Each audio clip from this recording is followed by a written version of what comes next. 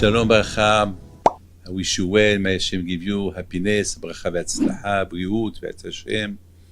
Beautiful story about how my father met my mother. My father, he was 35 years old when he married my mother. She was 17. So we ask.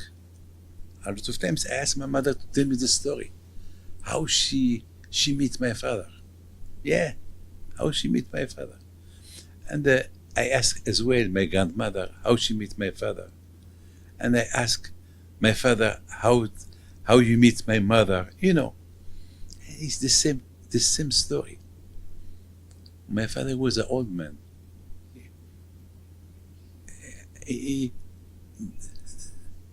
Every time that he was in Shidduch, he didn't work.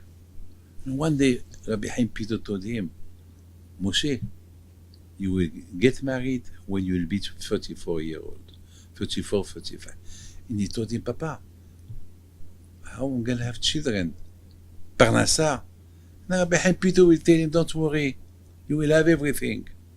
You will have children, they will be Talmidei Chachamim, you will have money, you will have everything, don't worry. And your Mazal, your future wife, her name is Mazal. And you will meet her in this house. And she will be here. And after 3 months that you meet her, you get married. I mean, it's a big nevuah that Rabbi Chaim Peter told to my father. A few years later, there was a family from Marrakesh that the husband passed away and they needed to stay in Essaouira, and they had nowhere to stay with all the family. So there was somebody who came to my father and he told my father, Rabbi Moshe, can you rent upstairs? You know, there is a house above you where you live, the first floor. If you can rent it for 1 month to a very rich family, they will pay you a lot of money for 1 month. My father accepted for 1 month. After 1 month, my father he saw that some people came to take all the luggage of the family that they've been living upstairs. So my father he went up to tell them bye bye and to present them candelias, and then they asked him for a bracha. The widow, she asked him a bracha. So my father started to give her a bracha, and he started to give the bracha to the children.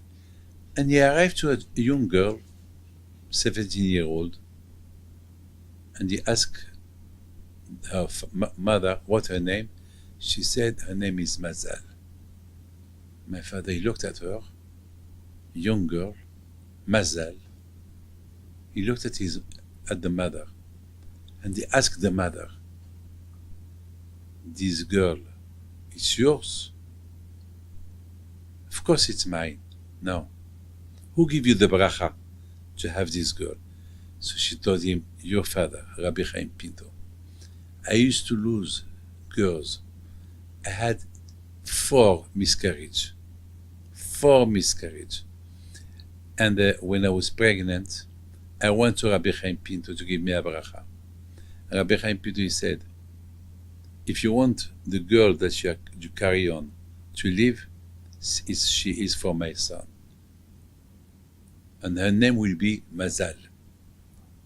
And the day that she will born, I will come to give her the name Mazal.